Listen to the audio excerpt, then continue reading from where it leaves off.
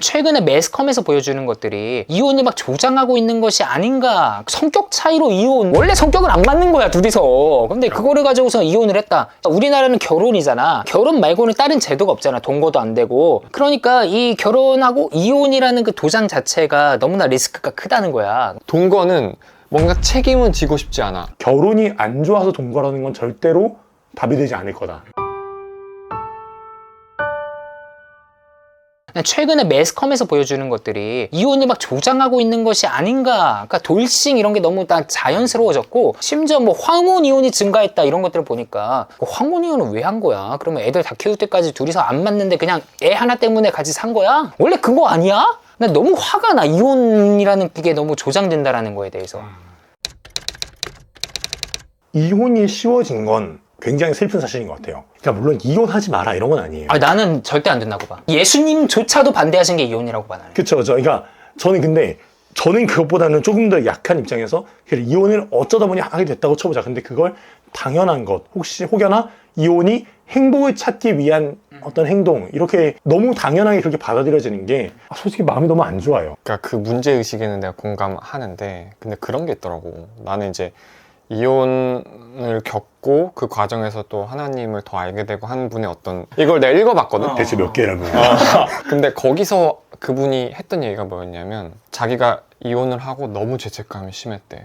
남편이 뭐 외도를 하고 이런 건 아니었는데 너무 그 자기가 알던 사람이 아니었고, 너무 사실 이기적이었고 약간 나르시시스트였고, 그러다 보니까 자기가 너무 고통을 받은 거야. 그래서 이제 죄책감 가운데 있을 때 지인이 해줬던 얘기가, 나도 너 마음 이해한다. 나도 이혼했는데 내가 이혼한 이유는 하나님한테 더 큰 죄를 짓고 싶지 않았다. 그러니까 이혼이 죄라는 거 아는데 내가 그러지 않으면 숨을 못 쉬고 정말 뭐 극단적 선택이라는 더 큰 죄를 지을 것 같았다. 그래서 나는 하나님한테 그 더 큰 죄까지는 안 짓고 싶어서 난 이혼이라는 작은 죄를 짓기로 선택했다라고 얘기하는데, 나는 결혼 생활 안 해봤지만 그 마음이 조금 이해가 가더라고. 특히 사랑 없는 관계가 계속 지속될 때, 부부 사이는 그래 뭐 둘이 선택했으니까 어쩔 수 없다 치더라도 아이는 문제야. 그랬을 때 그냥 사실은 이혼한 가정에서 자라는 게 차라리 아이의 정서에 더 낫지 않나? 물론 안 하는 게 좋지. 나도 알아. 화목하게 사는 게 좋은 거 나도 아는데, 그 상황에서 애가 막 10몇 년 동안 엄마 아빠 눈치를 보고 사는 게 과연 그게 건강한 과정인가? 그 생각은 조금 있어. 이혼을 하지 마라, 죽어도 안 된다고 말이죠. 아마 그럴 거예요. 이혼하는 사람들이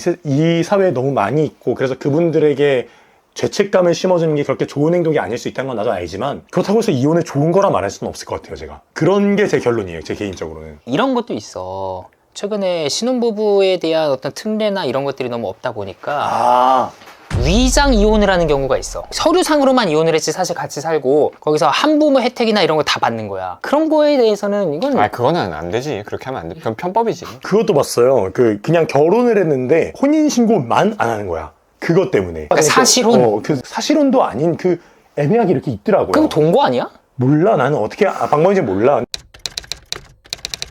요즘 또 화두라고도 할 수 있는데 동거 이야기. 근데 동거는 우리나라에서는 일단은 법적인 어떤 보호를 못 받지. 보호를 받지도 못하고, 뭐 아이가 태어나거나 그러면 사실혼으로 넘어가기는 하지만은 그 둘이서 있었던 그 기간 자체를 사실혼으로 볼 것이냐 말 것이냐, 이것도 엄청나게. 사실 뭔가 두 사람이 법정에 가게 되면 그걸로 싸우는 거잖아요. 너 나랑 사실혼이었어, 아니었어, 이걸로. 그냥 동거였냐 사실혼이냐. 그러니까 동거라는 게 요즘 트렌드로 떠올리는 거 결국 결혼에 대한 어떤 리스크가 있기 때문이 아닐까? 프랑스나 이런 데는 파트너십이라는 게 있다고 하더라고. 그래요. 그러니까 우리나라는 결혼이잖아. 네. 그러니까 결혼 말고는 다른 제도가 없잖아. 동거도 안 되고. 그러니까 이 결혼하고 이혼이라는 그 도장 자체가 너무나 리스크가 크다는 거야. 근데 프랑스에서는 그냥 파트너십이라고 체결을 하고, 파트너십에 체결을 하면은 결혼과 똑같은 지위가 유지가 돼.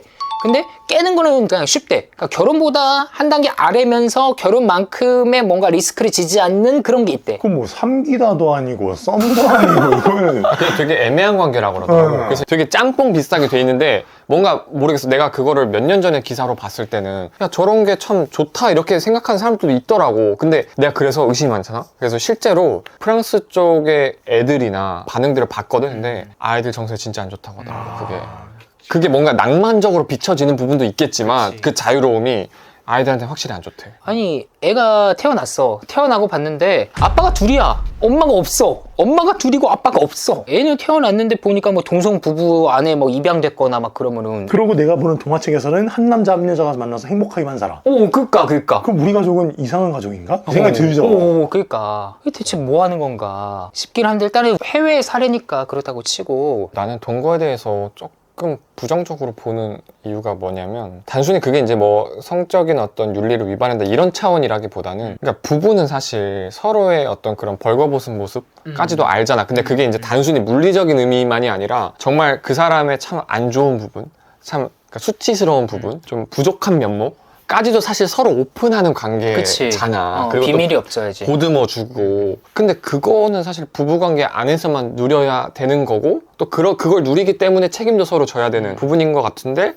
동거는 뭔가 책임은 지고 싶지 않아. 그치, 하지만 그거야. 그런 것까지 나는 보고 싶어. 이런 거라서 만약에 예를 들어서 동거하는 사이에서 애가 생겼어. 혹은 상대가 갑자기 어떤 중병에 걸렸어. 그럼 책임지는 비율이 얼마나 될까? 그쵸. 그치. 라는 걸 난 생각해 봐야 된다고 생각해. 제가 지금 삼청년부 신혼부부 만나라고 있어요, 교회에서. 근데 그걸 하면서 내가 이 부부분들을 보면서 엄청 배우는 게 뭐냐면 서로가 서로에게 책임질 준비를 하고 있는 모습들. 장난으로 막 얘만 없으면 돼요. 얘 집에서 나가주면은 저는 그럼 행복해요. 이런 얘기 장난으로는 하지만 사실은 이 두 사람이 서로 같이 있을 때 가장 좋은 시너지가 생기고 이 두 사람이 서로가 서로를 책임진다는 걸 서로가 안정감을 느껴지고 너무 좋은 거예요. 그리고 그분들이 서로가 안 맞는다고 할 때 그것마저도 좋아 보여. 왜 화음이 불협화음도 있는 거고 근데 그 불협화음이 내는 소리가 가끔 아름답거든요. 그것처럼 이 둘이 안 맞는 모습 그러나 이 둘이 그 안 맞음으로 인해 서로 싫어하는 게 아니라 안 맞음으로 인해 한번 웃고 넘어가는 안 맞음으로 인해 우리 진짜 안 맞는다고 웃는 그게 너무 멋있고 좋은 거예요. 그래서 저는 그런 걸 보면서 그래 동거를 해서 너가 쾌락을 누리고 싶다고 할 수 있겠으나 너가 생각하는 그 책임을 통해 누리는 쾌락이 분명히 있다. 그러니까 결혼할 용기가 없어서 못하는 거지 결혼이 안 좋아서 동거라는 건 절대로 답이 되지 않을 거다. 성경에선 결혼을 어떻게 바라볼까? 한 몸이 되는 거 아닙니까? 그럼요. 그리스도 안에서 하나가 되는 거. 그래서 나는 항상 결혼에 대해서는 창세기 2장 24절 그러므로 남자가 부모를 떠나 그의 아내와 합하여 한 몸이 될지니라. 나는 항상 머릿속에 있거든. 그것도 한 몸이라는 게 그냥 한 몸이 아니고 히브리어 다바크라는 그 단어, 달라붙다라는 단어. 종이와 종이가 찰싹 달라붙어서 물 한 모금 딱 먹으면은 이 떨어지지 않고 찢어지는 그걸가 히브리어 다바크라는 단어거든. 아 그래? 여기서는 동성애가 끼어들 부분도 없고 혼의 정사가 끼어들 부분도 없어. 그의 아내라고 이제 명시를 해놨어. 이게 성경에서 명시한 가정의 기원이고 근원이다. 그리고 거기서 하나님께서 주례를 서주셨다. 난 여기가 시작점이라고 봐. 어쨌든 우리가 지금 다 미혼이잖아. 미래의 어떤 비전 같은 게 있어? 진짜 가정을 꼭 꾸리고 싶고 좋은 가정에서 화목한 삶을 이루어가고 싶은데 아주 솔직히 말하면 지금 결혼이 제 인생에 딱 앞에 있는 순위가 아닌 건 사실인 것 같아요.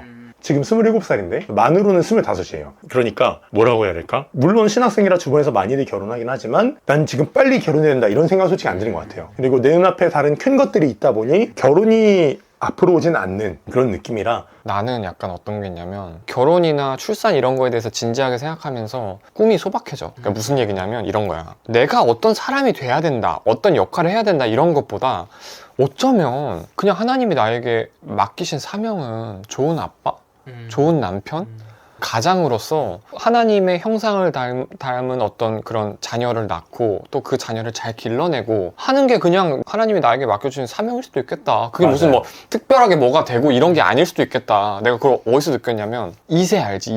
이세가 다윗의 아버지잖아. 근데 그 사람이 뭐 했는지 안 나오거든?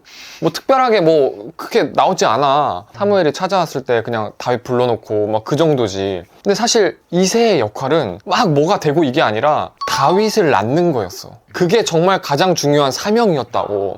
근데 그게 없었다면 다윗이란 인물도 솔로몬이란 인물도 더 나아가서 예수님의 족보도 사실 엉켰을 거 아니야. 근데 사실 우리가 다 다윗이 되고 싶어 하지 이세가 되고 싶어 하진 않잖아. 근데 다윗이 되려면 이세가 있어야 돼. 나 그거 보면서 꼭 내가 어떤 게 되지 않더라도 그냥 좋은 아버지이자 좋은 그냥 남편으로서 또 내 자녀나 뭐 후손을 통해서 하나님이 또 해나가실 일이 있을 수 있다고 생각해. 그러면 그냥 거기에 충실하게 살아가는 게 하나님 기뻐하시는 결혼과 출산 아닐까? 뭐 그런 생각을 좀 하게 됐어. 요즘 딩크족들이 좀 많이 늘어난 것 같아. 결혼을 해도 아이를 안 낳겠다. 성경적으로는 그걸 어떻게 바라봐야 될까? 아유, 생육하고 번성하라고 하셨는데 나야지. 아니, 생육하고 번성하라라는 것이 물리적인, 그 육체적인 그런 게 아닐 수도 있잖아. 이게 그 물리적으로 어떤 자녀의 생산이나 이런 것들로 바라보아야만 한다라고는 보기가 어려워. 그런 구절을 막 찾아보려고 했는데 없어. 오히려 부부 관계는 이래라.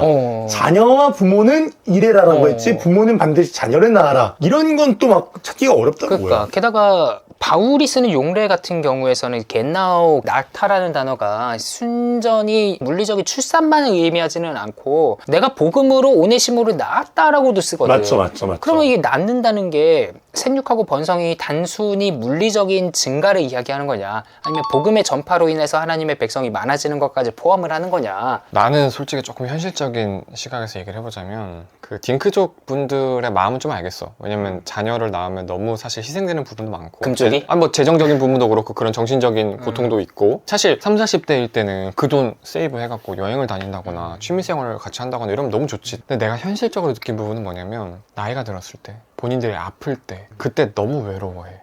그거는 어떻게 감당 가능한 수준이 아니야. 그쵸. 특히 60대, 70대 때 배우자도 예를 들어서 먼저 세상을 떠나고 이랬을 때 자녀가 없잖아? 감당해줄 사람이 없어. 그게 일단 너무 커. 그게 첫 번째고, 두 번째로 이제 내가 딩크족에게 좀 조심스러운 건 뭐냐면 자발적인 딩크족도 있지만 비자발적인 딩크족도 많아. 그들은 왜 딩크족이라고 말을 못 하잖아요. 못하지. 다르게 말을 하잖아요. 근데 난임 가정? 난임 불임 가정? 이제 난임인데 난임이라고 얘기가 좀 그런 거야. 그러니까 비자발적 딩크인 거야. 진짜 힘든 부분은 뭐 시험관 아기 같은 거. 저는 진짜 부끄러운 얘기인데 시험관 그렇게 힘든 건지 진짜 몰랐어요. 근데 여성분이 정말 너무 힘들 수밖에 없더라고요. 그리고 시험관 하시는 분들이 진짜 힘든 게 뭐냐면 그 육체적으로 힘든 것도 힘들대요. 근데 문제가 뭐냐면 이게 한 번에 안 되잖아요. 한 6번, 7번은 6번, 7번이 뭐야? 더 하는 분도 엄청 많대요. 근데 실패할 때마다 그때 그 좌절감이 엄청나대요. 다른 집은 그냥 알아서 잘돼 생겼는데 왜 나는 이런 노력을 하면서도 얘가 안 생기나 하면서 너무 그때 그 자괴감이 너무 심하시다는 거예요. 그 마음이 너무 좀 그렇더라고요. 근데 그러면서도 그런 분들이 아닌 경우를 말해야 한다면 저는 생육하고 번성하라가 지금 생각해보니까 이제는 생육하고 번성하기 위해서 아이를 낳을 때가 된 것 같아요. 왜냐면 0.71? 아니 0.71이야. 아니 문화 대명령을 하려면 문화가 남아있어야 합니다. 아니 0.71은 이제 문화가 없는 시대예요. 사라져지. 이제 문화가 없어지고 이게 사라지는 때예요. 이제 그걸 지킨다는 의미에서 문화 대명령은 이제는 출산으로 가도 돼요. 생육하고 번성하는 거 문제적으로 봐도 이제 괜찮아요. 이젠 교회에서 해야 돼 이제는. 아예 문화를 교회 기독교 크리스찬 문화로 만들기 위해서는 사명 감당하면 돼. 그치, 사명씩 나오면은 사명 감당하면 돼. 야 10년이면 뒤집어지지 않을까? 10년이면 기독교인고 8천만 가는 거지. 그러니까 전도 그냥 나오면 나은데 돼. 그러니까 목사님들이 괜히 그 얘기하는 게 아니라니까. 그 제일 빠른 전도긴 해. 그럼. 그치. 그러니까 반려동물을 키우는 사람들 개모차 끌고 다니면서 아기라 그러잖아. 우리 애는 안 물어요 막 그러면서 우리 애기라 그러잖아. 자녀 대신 반려동물을 키우면서 뭔가 자녀를 대신한다? 라고 하는 사람들에 대해서는 어떻게 생각해? 아이를 대체해. 그건 진짜 아닌 것 같아요. 그럼 아이를 대체한다라는 말이 좀 과격했다라고 하면은 나는 이 반려동물을 통하여서 우리 가정해 주시는 하나님의 축복을 누린다. 그래서 나는 이 반려동물을 사랑으로 기른다. 반려동물 키워본 적 있어? 나는 내가 직접 키워본 적은 없지만 소위 개모차 이런 걸 막 좀 끌어보기도 했었는데 내가 그러면서 생각이 좀 바뀐 게 나는 그 전까지는 왜 저렇게까지 애완동물한테 돈을 쓰지? 그런 게 너무 이해가 안 갔었어. 왜냐면 그 돈으로 애플을 사면 야 이거 완전 대박인데 막 이런 생각을 했단 말이야. 근데 확실히 내가 느낀 게 가족이야.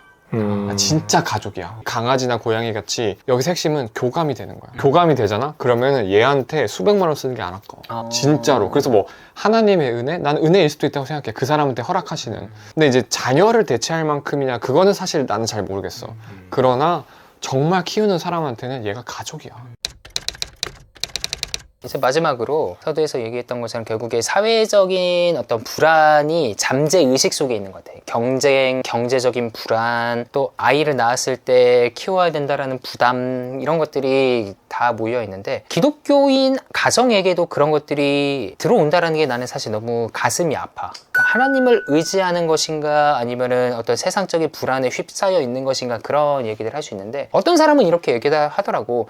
그거 당신이 너무 현실 감각이 없는 거 아니냐. 나는 뭐 어떻게 말하겠어. 나는 목사인데. 당연히 하나님 의지해야 된다고 그러지. 그리고 나는 실제적으로 그렇게 살아가고 있고 하루하루 은혜를 경험하고 있고 하나님이 나를 보호해 주신다라는 것에 대한 확신을 가지고 살아가야 되지 않는가. 그런 현실적인 걱정이 드는 것도 사실이고 거기에 대한 대비도 필요하지만 동시에 한편으로는 정말 하나님이 내 삶을 주관하신다는 믿음이 있다면 한 번은 번지 점프를 해야 돼. 그러니까 정말 그런 것들 준비하지 말라 이런 게 아니라 정말로 하나님이 내 백이다 라는 믿음을 가지고 내 몸을 던져야 돼. 그래서 사실 아까 그 어떻게 보면 세상적인 관점에서 대책 없이 결혼한 것 같은, 그래서 애도 막 여러 명 낳고 하는 경우도 난 그 믿음의 고백일 수도 있다고 생각해. 믿음의 결단, 마치 아브라함이 갈 바를 알지 못하고 떠난 것처럼 그런 게 나는 좀 필요하다고 생각해. 그러니까 결혼이 둘이 한 몸이 되어서 하는 이야기다 보니까 그 이야기 안에서 하나님께서 주시는 은혜가 더 있지 않을까. 세상에서 불안한 것도 저는 그리스도인다운 거라 생각해요. 솔직히 말해서. 그리스도가 아니라 그리스도인이잖아요. 그리스도 따라가는 사람들이니까 못 따라가서 우리가 불안해하고 못 따라가서 힘들 때가 있는데 그때 그 힘들고 아픈 거를 다른 걸로 표출하는 게 하나님께 여쭙고 하나님 저 이렇게 너무 고통스럽습니다. 그러나 하나님을 신뢰하겠습니다라고 하는 그 고백. 아멘 아멘. 진짜 이상적이라고 나를 욕할 수 있으나 저는 그걸 전하는 게 제 일이라고 생각해요. 그래서 그리스도인답게 살면 좋겠다. 그러니까 주변 사람들이 나를 봤을 때 과도하게 낙천적이라고 얘기하더라고 나고. 어떤 의미인지 알 것 같아. 그런 얘기 들었어. 어떤 신학생이 자기 막 삶의 계획을 가지고 신학교 교수님을 찾아갔대. 그래서 쭉 읊었다는 거야. 근데 신학교 교수님이 하는 얘기가 야, 너 하나님의 종이지? 네. 종놈의 새끼가 뭔 놈의 계획이 있어? 막 이렇게 얘기를 했다는 거야. 천철살인이다. 천철살인이다. 그러니까 계획을 세우지 말라 이게 아니라 내가 계획을 세우더라도 궁극적인 주권은 하나님한테 있음을 믿는다면 그쵸. 그렇다면은 불안해하지 않고 설사 불안하다 하더라도 그 불안 때문에 잠을 못 이루고 그렇게까진 가지 않는다는 거지. 인생을 항해하는 배의 선장은 주님이시고 아멘 아멘. 나는 사공이다. 설교에 대해서 성도님들이 어떤 생각을 하고 있는지가 사실 난 졸리던데. 성도들 한 명 한 명이 졸거나 딴짓하거나 이런 게 눈에 보여? 다 보여. 아, 다 보여? 다 보여. 다 보여. 진짜.